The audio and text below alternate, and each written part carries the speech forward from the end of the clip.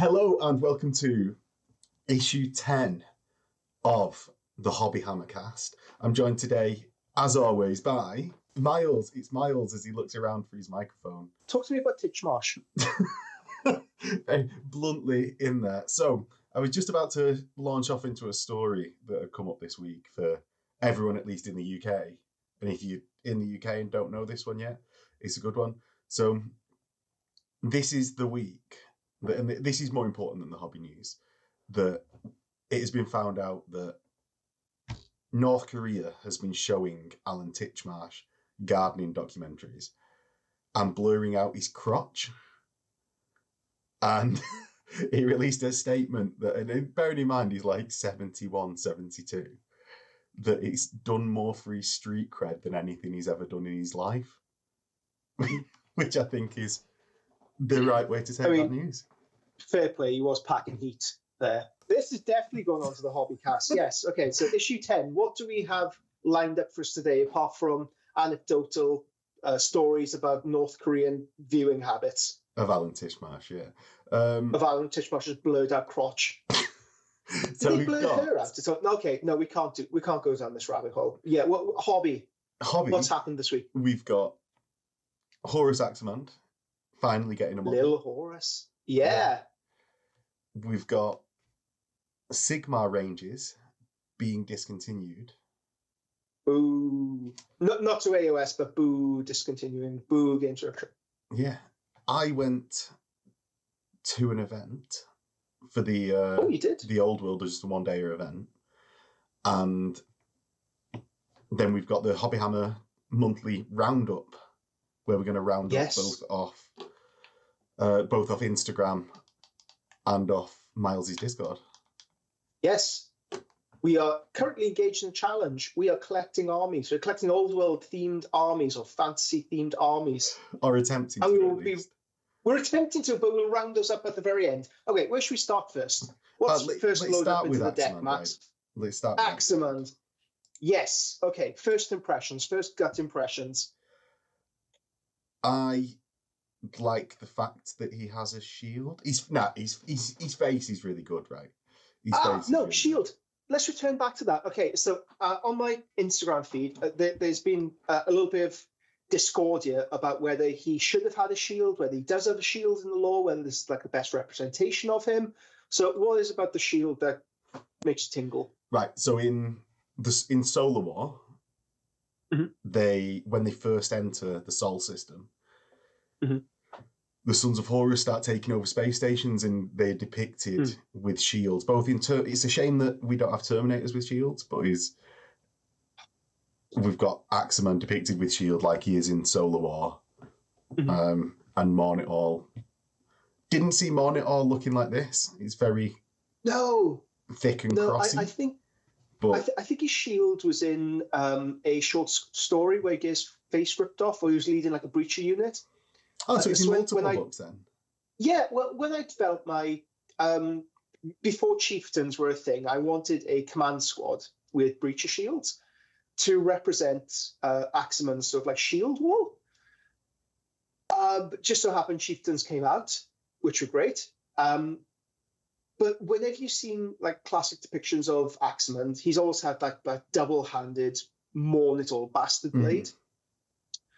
And it's when I think of Aximand, a shield doesn't immediately spring to mind, but I don't think it's anything to like oh god, he's never had a shield. I mean, like Alan used to say, these guys have. I mean, the Primarchs have probably whole battle barges dedicated to their personal equipment. I remember this question came up when Gilliman was released, and he had the sword and the fist, and not the double fist. And he said he can change if he wants. He's a Primarch. He can take a sword in one engagement. He can use fists in another, lightning claws in another. It just so happened in this depiction of him, we've chosen this. Same with Aximand. Seeing the shield doesn't like trigger me in any. Perhaps it should, but it doesn't set me off anyway. Mornitor, I agree. I would have liked to have seen it. Okay, just in general, it's crazy that they have one of the best pieces of artwork depicting this character in the Horus Heresy, where he's facing off in the duel against Tybalt Mar. Right, one sec. Hold that thought. Okay, go. We've got the either. We've got the image up on screen, like Max rightly says, why not try and drive the visual medium side of things? They have one of the best pieces of artwork in the entirety of the Horse Heresy dedicated to this character. So this is taken from the front cover of the audiobook The Either, which details Tybalt Mar's prosecution of the Black Shields, the survivors of Iss10 5. But you have Aximand here.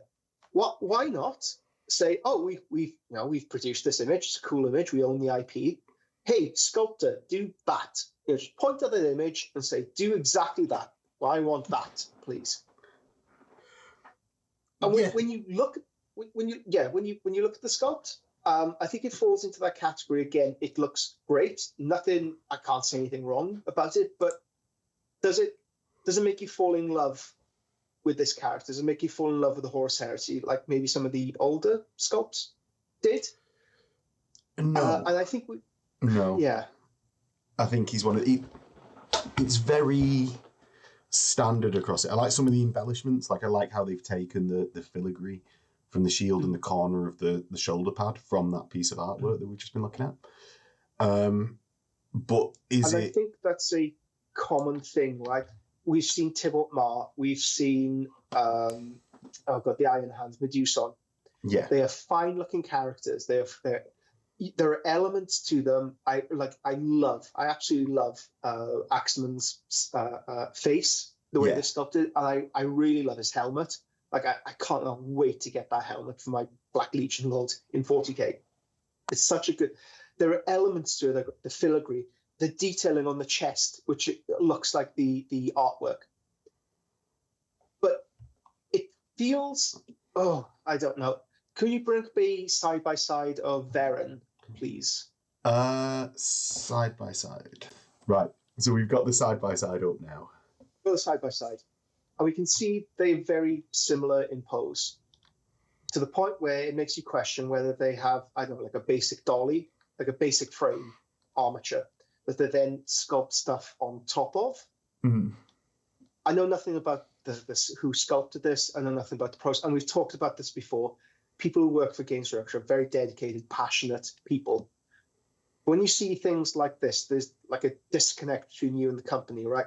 I've seen this before. It has that uncanny valley effect. Where have I seen this before? It's because they're using the same assets, like the Mark III and Mark VI troopers, the guy with the good pistol control, and they flip it round in G2 box, and they just mirror things. So they look very similar, right? They're the same miniature with just different stuff sculpted on the top of them. Yeah, I don't think that can really be argued too much. It's like there's minor differences in the helmets in there, and but the basic pose, and when you compare it to some of the older sculpts that we got, should I bring up Pollux? Should I bring up Pollux? Pollux. Right, so we've got one of Pollux up. I'm just on Google Images flicking through. And this is obviously a unique sculpt that is entirely done for this character. Yeah. It's one-off, it's bespoke, it's the total creation of an artist, and that's not to say that the other sculpts aren't, but this is sculpted ground up to depict this character. They didn't have to.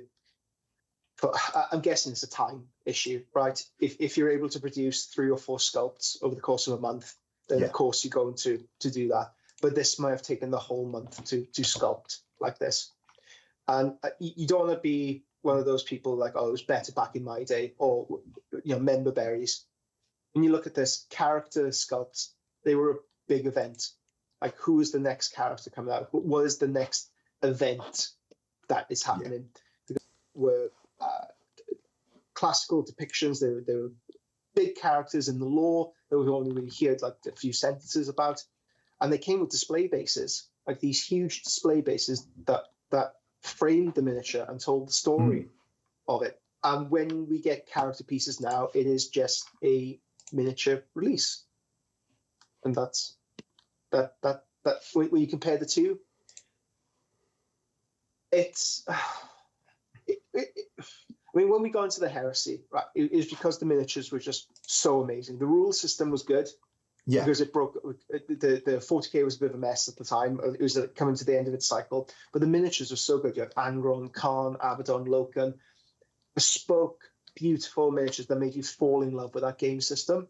I'm not sure whether if I saw Aximand now or if I saw Varen now, whether it would make me fall in love with this game system based off that miniature. And that could be a completely unfair assessment, because I remember back when everything was hand sculpted in wood. Carved into into the stone tablets. But into the stone tablets, yes. And it might, perhaps you need a counterpoint to this. Perhaps you need like another voice. I think it may be actually, one of the things is, yes, it's a repeated pose at least. Now, and we have said previously on this very show that there's only a limited amount of certain poses you can do.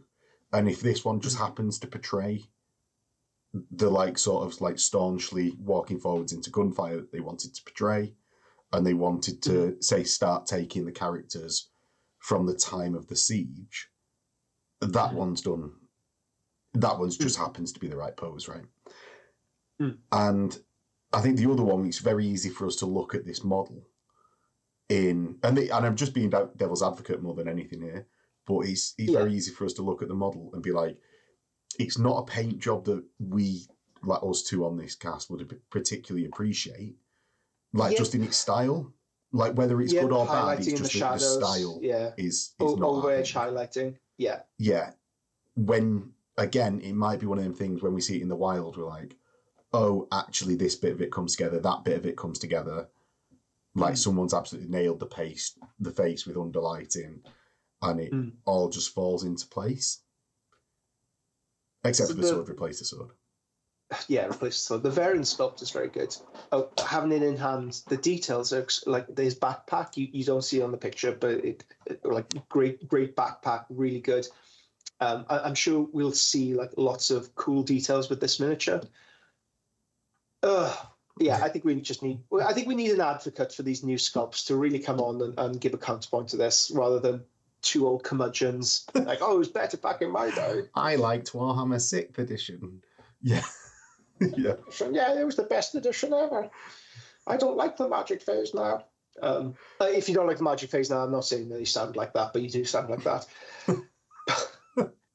Yes, so that was Aximand. That was the slightly deflating conversation on Aximand. I'll be painting at least 3 of these up on commission. I'm hoping I can.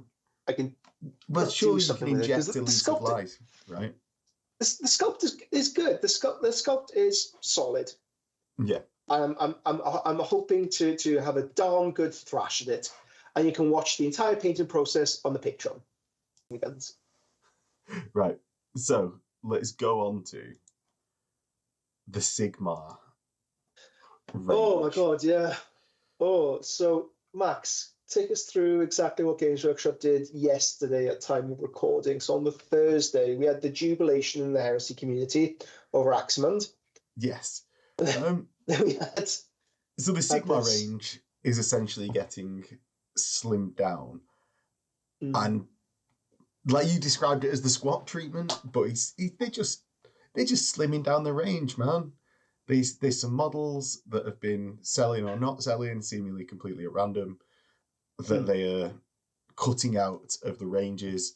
Stormcast Eternals being the real shocker of all of them, because when you look at the sculpts, it does seem like it's mainly Generation 1, the small blocky versions that came out in AoS 1.0 that have been overtaken with the more, like you say, slimmed down, stylistic, more in proportion Stormcast Eternal style that we've been seeing. Yeah, it's just surprising that this, because it can only have been like, what is it, 6 years, something like that. And that's not the longest of time when we've got models, say, like in the next one, which is the Skaven. Some of those models have been selling for 20 years plus. Yeah. I mean, we've done some sleuthing on the range. We think the latest sculpt from the Stormcast Eternal range that is getting squatted or receiving that kind of treatment is, I think it was released in 2022. Oh, sorry. mailman. Give me 1 sec. Okay. Okay, so we've done a little bit of sleuthing. We think one of the releases in the Stormcast range was released in 2022, I believe. Yeah, 2022 was just a quick Google date between them all. Yeah. Of when stuff was released. Yeah, somewhere in that range. So for a miniature to have such a short shelf life, does this mean that the range is being discontinued and you will no longer be able to buy these miniatures, or is that they're not being supported in the rules any longer? So it's dependent on the model, basically. Some of them are, I think they call it frontline miniatures. They're not supported in tournament, or they are supported in tournaments as frontline. They've got like a date, I believe it's like June or July of either this year or next year. And he's sort of like, not besides the point, but he's not the minutiae bit that I was sort of focusing on when I was looking at it. I was like, oh, so I think that's a good thing that it's not like right now, as of today, they're gone. Are they then going into Legends, which is like unsupported tournament format? And so if you're just playing with your mates down the club, you can still play with them, but not. And Sigmar from the outside not sounds, but like it seems a tournament focused game more so than say Heresy, where like you just rock up with Legends stuff and people just don't care. Yeah. So I think it's something that people are going to have to be more wary of down the club when their mate wants to play a tournament game, rather than just rocking up with these.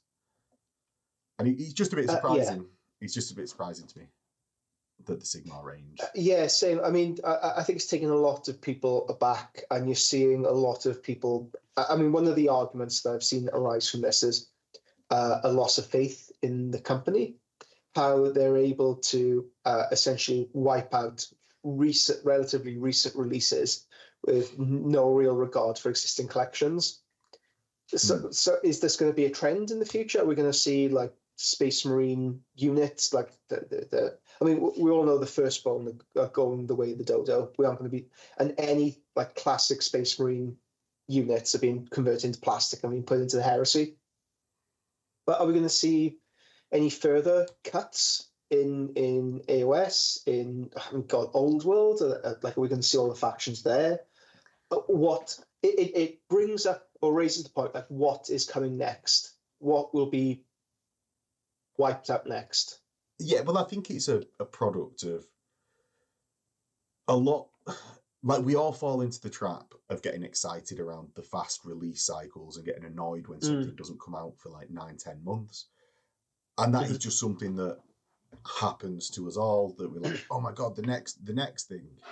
And it's one of the things that I'm actually trying to resist this year is like, I'm trying, that's why I wasn't like massive on top of the Adepticon reveals, because I'm actively trying not to get involved myself in that this year, because it is very easy to fall into. But to keep up with that release cycle, the older stuff, and it's going to be newer and newer stuff, is going to get pushed out into it, so that they've got the space to be able to keep releasing stuff further on. Well, a friend messages me every so often, like, oh, should I do this? Should I collect this? Should I collect that? Like, oh, I'm really enthusiastic about this. And he mentioned something about AoS, like, my God, they really know how to push their product. And I like I mean, AoS isn't something I'm particularly interested in anyway as a game system. The models I really like, especially when you can convert them into Old World. And he was talking about picking up like an AoS army in the next edition. Why? Like, you've never expressed an interest in this before. It's only because the hype machine is building up that you want to make these purchases. And I think it's a common problem. That's why I don't particularly like talking about purchases in the hobby section. Yeah. Because displaying the latest product that you bought isn't hobby, it's consumerism. You need to almost like disconnect yourself from the constant cycling of stuff that they're shoving in your face and buy this, the new bit, buy. You need to disconnect yourself from. And I say this in full knowledge that I'm a hypocrite and that I do not always follow these rules. But if you really want something, try and buy it a year after release, because a year after release tempers would have cooled, and if you really would want, if this enthusiasm is there and has been sustained, then by all means go ahead and purchase it, but don't buy just off the enthusiasm train that's being produced. I think one of the problems with that sort of argument is a lot of the game, if you want to have a competitive army from a gaming perspective, it's a lot of armies have a window where they are going to be really good before they either get nerfed or something else is out. So you almost can't do that with how they structure some of the games. Like 40k certainly falls into it, Sigmar. And this isn't to say that these are the only ways to play the games. But no. I fully think like the... I got counterpoint to that, yeah. So if you push that a little bit, so yeah, I fully agree. Like, yeah, shelf life has a window where things are effective, but you can't really collect an army in that time anyway. You can't. I mean, this old world project is going to take at least a year to get like a pretty decent army together just to begin playing. In that time, I fully expect the old world will still be where it is now. But with those cycles in 30k, 40k, you're seeing like every 6 months ago, 6 months or so, there's churn over. I mean, we were joking before the show that I started a Black Legion collection at the outset of when they were generating hype for 10th at last year's Adepticon. And like I've missed all of 9th. I haven't played a game of 9th. I'll probably miss all of 10th to play 11th because the cycles are so quick. So what is your intention in collecting and painting an army? Because I think it's a fool's errand to collect for tournament play because things change so rapidly now. What you think is good, I mean... But that's based on you as a painter, obviously, like you valuing the painting side of it, whereas a lot of people, like I don't know whether listening to this, but a lot of people have the perfectly valid, like sort of thought that they're in it for a game, and even if they want their models to look good while they're gaming, they're gaming pieces. And absolutely. You then have to keep up with the and I'm sort of all over the place within this argument because I'm sort of saying about the churn as well. But I just wanted to put in that perspective. Yeah, we're working stuff out. It's a conversation. Keep up. Yeah, it's a conversation we're having. We're working stuff out. For me, it's always comes down to intention. I've wanted to collect something as a reflection of the universe. I've never been particularly bothered whether it's effective in game or not. It's always nice to have things that work in game at the very least. But I recognized very early on, like it takes me around a year, 2 years to produce an army, even quite a small army. And in that time, a lot of things can change. So I'm not trying to chase a meta. Instead, I'm trying to chase that idea I have in my head and translate it. And then if it happens to work out, great. If it doesn't, I still have an amazing army. So that's what my process. But I fully realize if you want to use them as a gaming piece, I would still urge to paint your miniatures. Just find a more effective, quicker way to paint your miniatures to get them over the line. Intention all comes down to intention and what exactly you want out of your time, your spare time, your hobby, and what you want out of your life. Well, I think we're on a similar page with it, Miles, to be honest, because as people will see from what I've actually painted for my HobbyHammer. But shall we go on to the other things that are getting discontinued? And we'll just give because we obviously had most of the discussion point around what is and isn't getting discontinued there. But so we've got Skaven, and some of these models have been out for 20 years, like the Rattling Gun, the Warpfire Thrower, the Rat Swarms. Like there's a bunch that has been around for a long time. But I remember that Warplock Engineer and Jezzail's coming out, and they've been around a long time. But the Gutter Runners, like we're talking like 2/3 of what has been or is getting discontinued for the Skaven. Now, oh god, yeah, I remember when the Rattling Gun came out as well. Yeah, it's that was sort of like peak Warhammer for me. Yeah, now Warp Grinder. The rumours for the next Sigmar release is that it will include Skaven. Oh, Skaven's that's going what I've next. heard from an outside, just like peripheral perspective. So No, it's in the preview. It was it's been in the video preview. at Adepticon. Yes, Yeah, it's in there. Yeah, I remember correctly. So Skaven hopefully being supported like to this capacity, but we'll obviously have to wait and see just how much of that, because a lot of this crosses over with the old world. So yeah. if So you I'm were playing wondering the whether old all world this. and Skaven, Yeah, I'm this guessing is all this it. stuff is just going to be. Yeah, I think this is just going to be translated into the old world. Same with the orcs, maybe, because it all seems to fit into the old world anyway. So I mean, it's just a neat translation across. Yeah, and that's the bone splitters, which is less of a discontinued range. Like, but there's some really nice models there, like the Prophet and the Big Boss.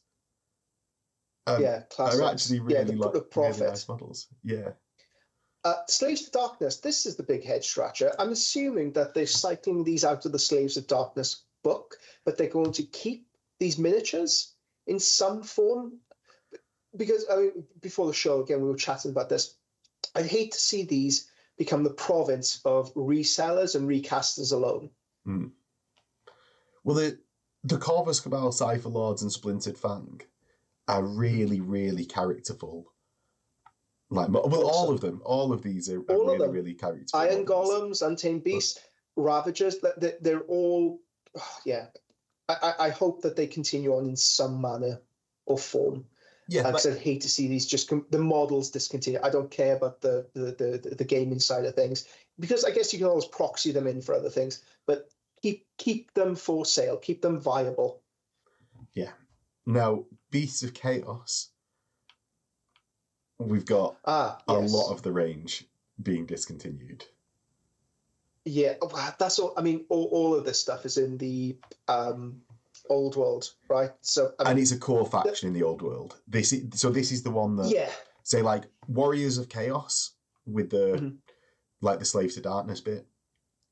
They might they might just go, right, because there's no direct model that translates to. The Orcs, I wouldn't be surprised to see in the old world. The Skaven, they're legends, so who knows? Yeah, like, because they're already legends in the old world, but Beasts, a main faction. Yeah, good point. Like, surely they are going to, like, there's no worry about the Beast. You know, I think they're just going to be repackaged for square bases. I think that's why they're being, axed from AoS. They're just going to be put onto. I mean, I can't imagine they sell very well either in AoS in comparison to some of the other. But like you say, main faction. I've got a couple of these allied into my own Chaos Force. So yeah, whack them on square bases. Job done. Well, hopefully not even having to whack them if what we're just predicting there. Hopefully they're just included with square bases. Whack square bases on them. Job's good. Oh, some of the others as well. Got the Saurus, Eternity Watch, Sylar, and Grim. Oh, we've got the Branch Wraith. We've got the Branch Wraith, which is Drycha. Yeah. Which is actually a really nice model. Like, I know I have a hatred of elves, but the Valkyr, really good miniature. Yeah, all these are good miniatures. Gigantic. Oh, the gigantic spider. Oh, right. Okay. Yeah. Awesome miniatures. So hopefully we'll just be seeing them move over to the superior game system in the old world. Well, yeah, because it's so out of that, the Branch Wraith has rules in the old world, which is like fully like it's a main army. Valkyr the Bloody, who knows? It's a special character with wings, which that can't be taken in any form in the old world. The Demon Big Boss Prince, on Gigantic Spider, Madcap Shaman. Okay, right. They would be sent over. Snap judgment, snap call. What is the best miniature in this discontinued range? Number one. Just in the miniature. Others? No, in all of it. In all of these discontinued miniatures. Skaven, the Slaves to Darkness, others, best one. Well, let's have this argument. The one that I've been looking through, or looking at as we've gone through, the Splintered Fang dude from the Slaves to Darkness. That's a good one, but that's wrong. Sorry. But that's wrong. Go on. Why and what? Is the Beast of Chaos Beast Lord. Is very good. Is very good. It's a shame that it's an axe that's sort of cropped off that picture up in his hand. You can't penalise it because of the picture. No. What I'm saying is it's not like the heart of an enemy that he's just ripped out of his opponent. Oh, that would have been way cooler. Like, damn, you're right. That would have been way cooler. But it's not. It's an axe. Yeah. If it was that pose would be amazing. But if we just judging it on the model as it is, 2 axes, boring, man. Like, anyone that wants to convert it very easily. My argument's crumbling. So I can't argue against that. You're right. Damn it. Yeah. Because I've looked at that model specifically for some piece. Yeah, that is a great, and it's one of those miniatures like a lot of painters get and like do painterly things with them because the composition's so nice. Honorable mention has to go to the cockatrice. No, it doesn't make it anywhere. You can't have to. Everyone ignore that. It doesn't make it anywhere near the top because it's in fine cast. Well, if we're having honorable mentions, I'm an idiot and like Centigores, so I'm gonna have that as well. Hold on, let me Centigores. They're terrible models, but if we're throwing in stupid things, right, okay, let's move on. This has just devolved into a farce. Yes. Right, okay. Right, so the next section we've got, and I'm going to put Miles on blast first. We've got our HobbyHammer contributions. Oh, yes. So first we started on your Chaos Warrior, Miles. My little Chaos Warrior, yes. I've been waiting for Games Workshop to restock their bases. I got sick of waiting. I was very proud of this guy. He forms the basis of the Chaos Warrior tutorial that I did on Patreon, where I go through how to paint this start to finish completely with a brush. I show you how to do like skins and non-metallic metal like very, very quickly. And this week we're going to build with this little fella. So this is the next one, how to elevate it, how to elevate the paint job. Is that on camera? Yeah, just keep it up for a sec. There we go. You know, this is the next evolution. So how to take infantry up a notch. But I'm very proud of this Chaos Warrior, and I was sick of waiting for the base to come in line. But very happy to report, I bought stuff. I'm a consumer. Less than 5 minutes after saying you don't want to show purchasing power on the cast. I've bought bases, but I've bought it from a different company called. I'm going to give these guys, because very good bases, White Dragon Miniatures. They're in stock, which is phenomenal. And they come with pre-molded magnets bases in the bottom of them. Yes. So you don't need to put any green stuff or do any like wibbly wobbly stuff, and you don't have to worry about them matching against, like, it's all pre-molded. You can buy magnets alongside them, so you don't need to worry whether you're buying the wrong magnets or whether they fit or not. Have you got those bases for free on pain that you'll shout them out in the cast? Not at all. Just to establish that. No, Phil has also bought this. I bought this with my own money. This is not a paid endorsement.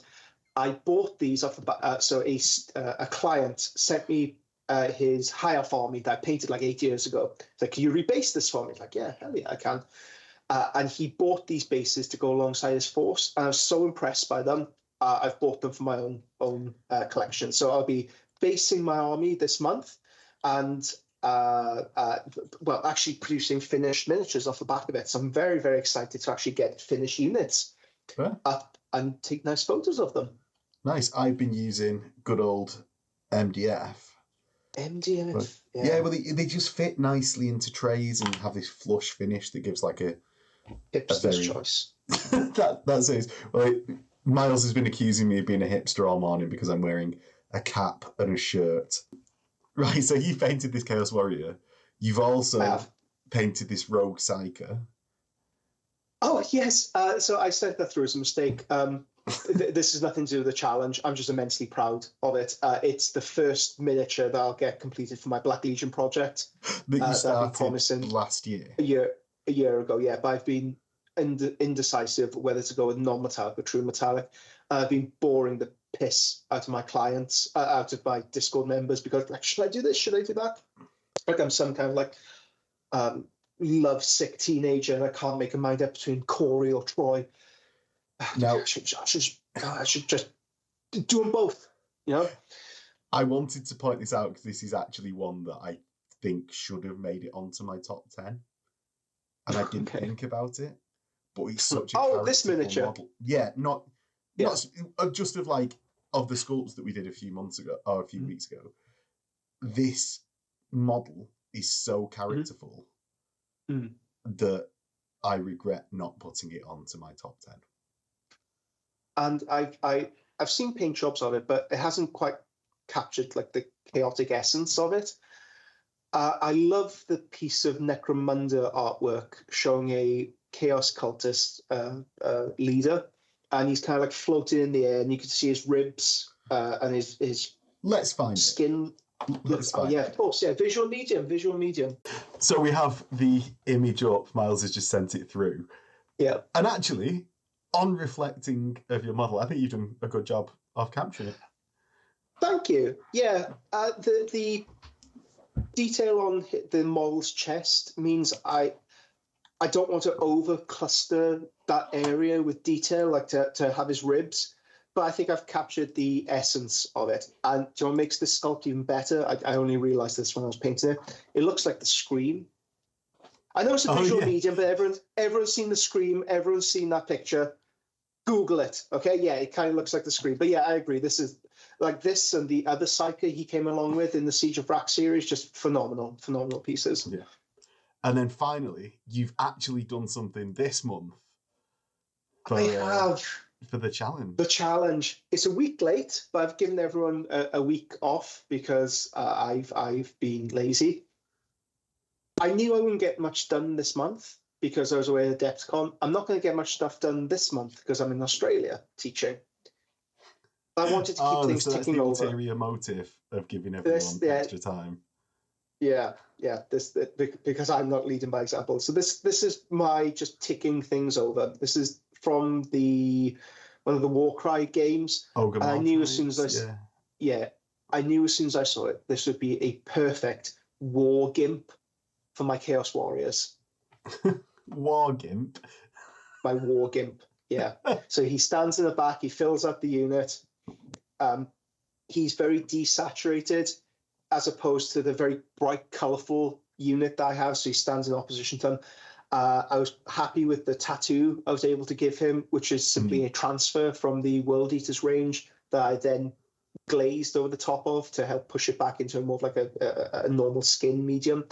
All of this was hand painted, and it was used majority of it via the new Atom paints that Big Child Creative and Mig Ammo are releasing.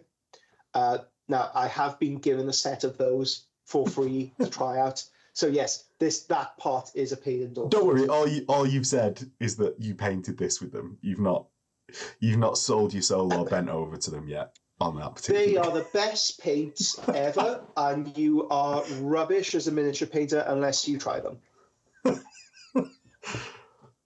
Yes, so I've tried them on this. That was my month. Catching up on old work and producing this thing for my. Oh, I haven't got on the pictures, but hold on, I'm going to piss you off again because I'm going to put this up on screen. Fucking hell! Capture it. Yeah, I've got it. Okay, I'm really happy with the back because I thought, what would this guy's loincloth be? It wouldn't be anything good. So I wanted to represent this as a fallen banner from an enemy. And I've physically taken a knife and just scratched the hell out of it. And I've dry brushed quite a lot of yellow and ochre tones as if it's been soaked in urine over and over again. Oh, that's what you were thinking about. Yeah. For this, I was even thinking about rubbing some urine on it to give that extra dimension because we got sight, we'll have smell, and then we can have taste. I actually think this looks better in this camera setting than it does in the video that you sent before. It's got that. Oh, do you know when you were talking about different textures being what you're after a certain level of miniature painting? Yeah. This view is showing that better than the video did. Very much so. Yeah, the longer I go into miniature painting, the more I realise it's about expressing textures. I mean, I've even got like I'm not sure whether it comes across in the camera, the scars on his back. Mm. You can create these. I need to put blood and welts in, but you could create these super easy by taking different tones and then with a brush and adding them on, or just taking a knife, physically scoring into the paint job. No, I'm not sure that's an actual recommendation, so I'm going to just point that out there. That's an actual recommendation. That's an actual recommendation. That's an actual recommendation. Yeah, because look what it produces. Yeah, fair.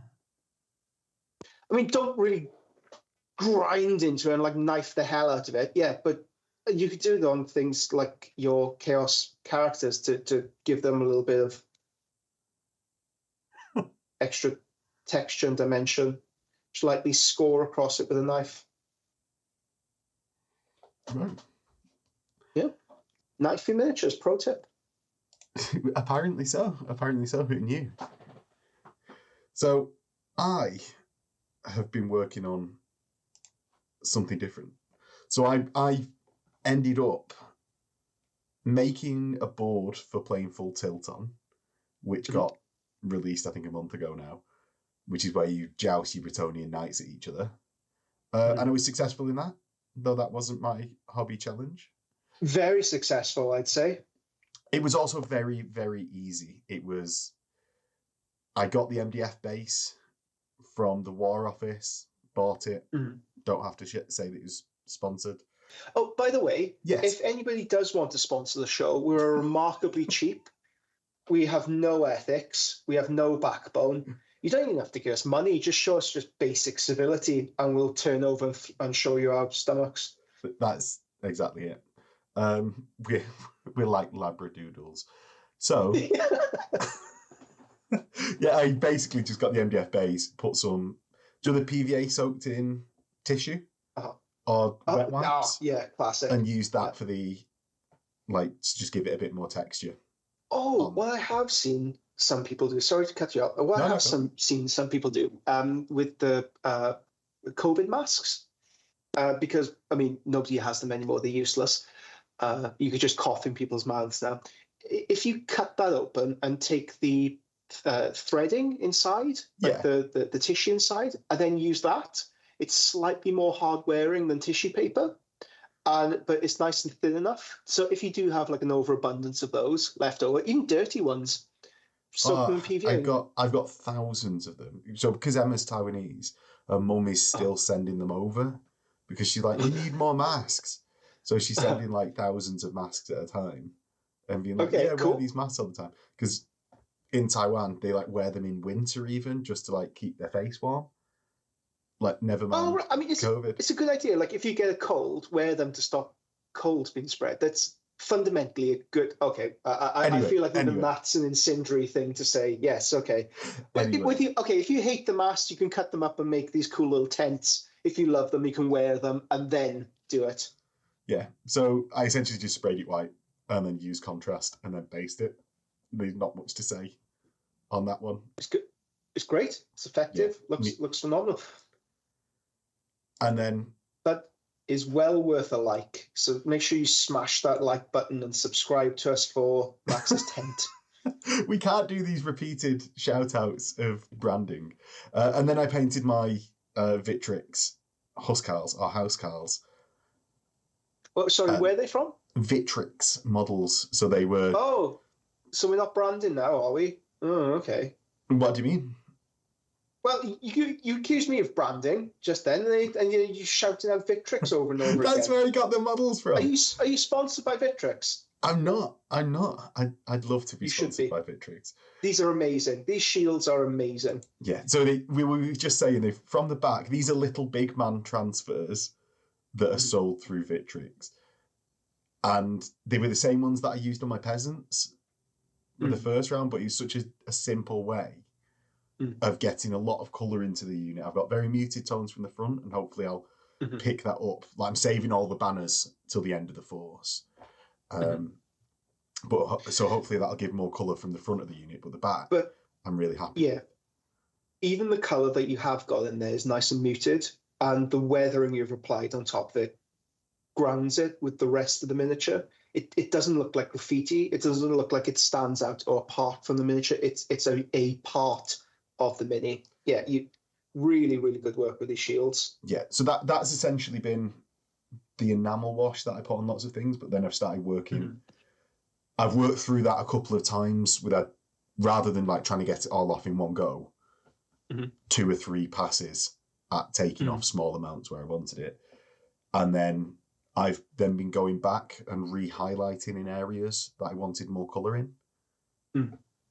So just to bring out some vibrancy, because these are my Knights of the Realm. So no, phenomenal job. Yeah. Phenomenal work. And I'm quite happy with how they're coming out. Like the silver, it doesn't show much in photos, but like actually when I'm holding them, the silver looks grimy, but is actually quite nice. What silver are you using for it? Miles, I'm just using Games Workshop Ironbreaker because okay. I've thought about, like, I've tried the like Vallejo metal colours really good through an airbrush. It's what I do all my Iron Warriors is. Love using them. But I've not found anything up to now. Like I'm thinking about trying the version 3 metals or something like that. Yeah, a couple of recommendations I can give just for brush painting. So scale 75, always a good range, good pigmentation, good range of metallics. I've not liked using them with a brush. Like, so I've got a massive amount of the range.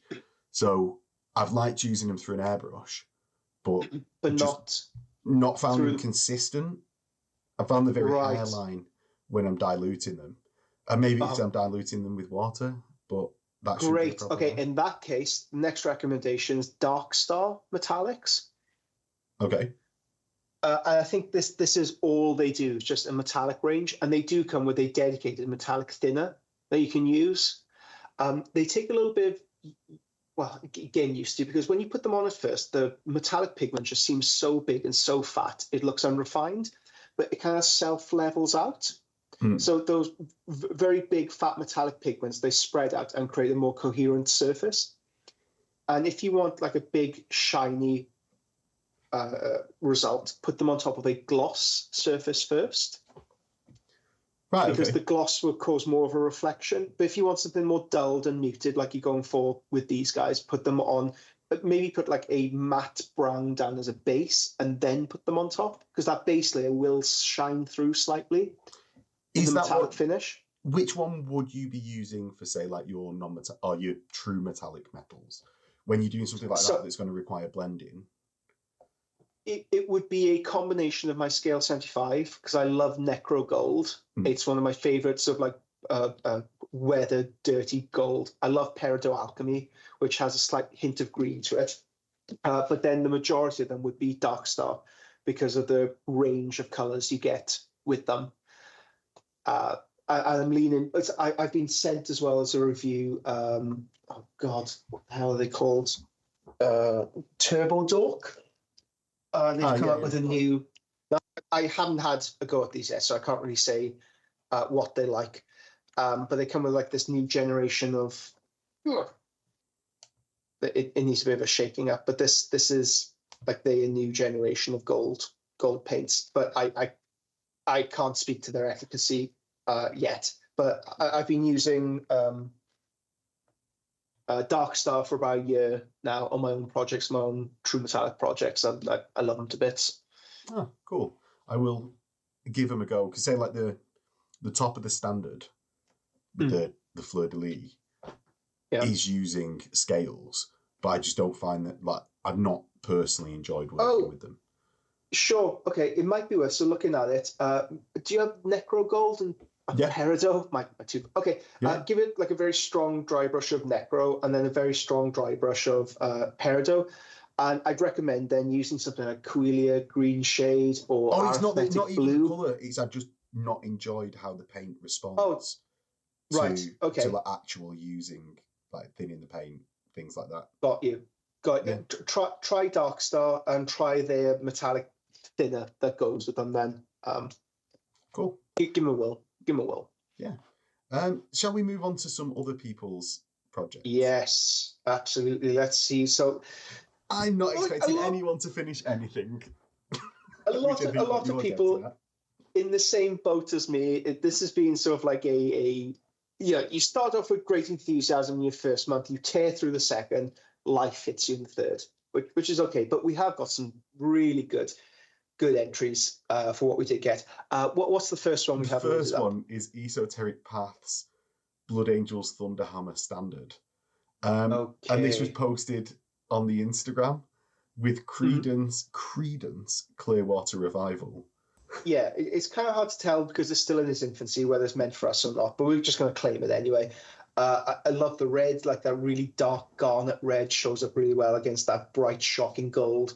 And we have the base, which is chef's kiss, like all around good, classic heresy style miniature painting. Yeah, like the banner topper as well really caught my eye with those like transitions from the shadows to the light on the gold. Just looks excellent. So Esoteric Path, if you did want to push this just ever so slightly, when you have like that big gold, there's just a lot of, like yellows and browns there.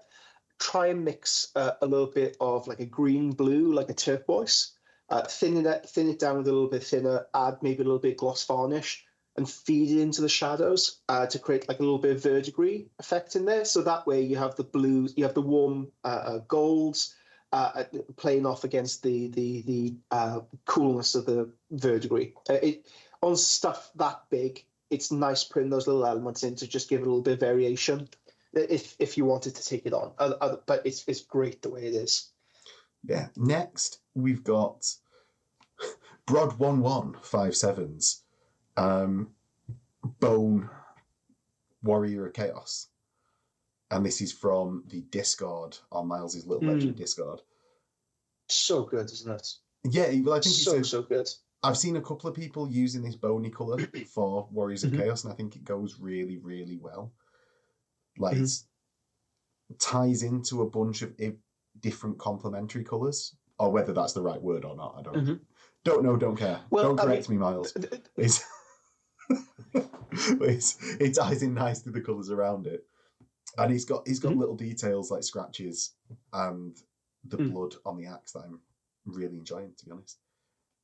Yeah. I mean, black, white, it's a plain surface that you could then play stuff off against. So you have the turquoise and then the red. The basing is really good as well. Just all around. I think if you did want to add just a little extra dimension to it, a little bit of sponge chipping along the edges of the armor, I think would look great. It'd help break up all the bone as well. And maybe paint the eyes a different color, maybe red or like a fluorescent green, just something in there for your eye to be led towards the head a little bit more. Yeah. But again, sterling work. I'm going to carry on with our good cop, bad cop by saying it's perfect the way it is. Perfect the way it is, sure. But only because of the good cop, bad cop relationship we've got going on at the moment. It's very good. It's very, very good. Next, we've got Knuckles 3920. I'm not gonna read out the numbers from now on. And that's his legal name as well. Yeah, numbers and all. So we've got some goblin troll riders, or trolls with goblins hanging about. Yeah, and I don't know what company these are from actually, but it's a really fun model of a troll. And I like the skin colours that he's got going on between the trolls and the goblins. Yeah, and it's something that I have been looking at on the Troll Slayer that I painted. Was that the start of this month or was that the month before? It was month before. Or was it? It's month before, yeah. Right, so the Troll Slayer that I painted was something that got me thinking about different coloured skin tones, and I think this has been done really well here, and with the contrast between the green and the blue, and then bits of orange on there as well to make it just like pop a little bit. Yeah. And he does say he's going to finish us off with goblin green bases, which would make these perfect. Do you know what? It's one of the things that I've thought about a number of times, going back to just doing a goblin green base army. Yeah. And it'd look, we all know it'd look garish and horrible rather than a nice black rim round the base. but there's something that just wants to pull me back into like the late 90s. So his late 90s is like scorpion green bases, and then 2000s is like goblin green. Yeah, and then late 2000s sort of cork basing. Is it nostalgia? Oh yeah, the amount of cork those. Oh, you mean on top of the base, not like for the rim.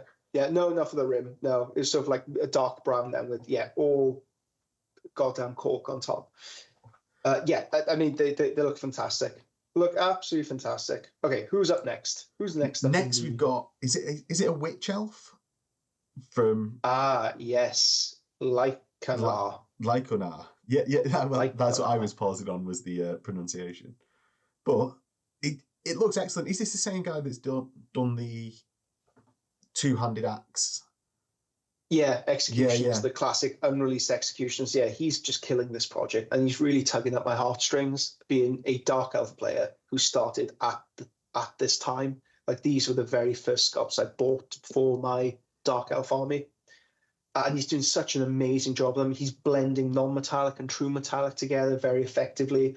The skin tones, the modern paint job, the appreciation of values, volumes, texture, everything on this project is just stinging at the moment. And Lycanar, you are my hero. When I grow up, I want to be you.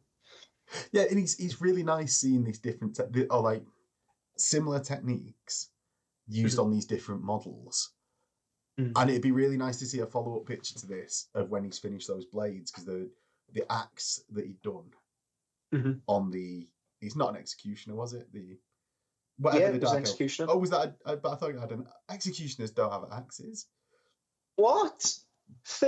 My friend, they had executioner axes, and it was changed to drakes, to blades. They had axes, but I think they were seen as too similar in style to the White Lions of Trace. So they changed it to the same as the Swordmasters. So they changed it to the same as the Swordmasters, yes. But yes, they did originally have axes.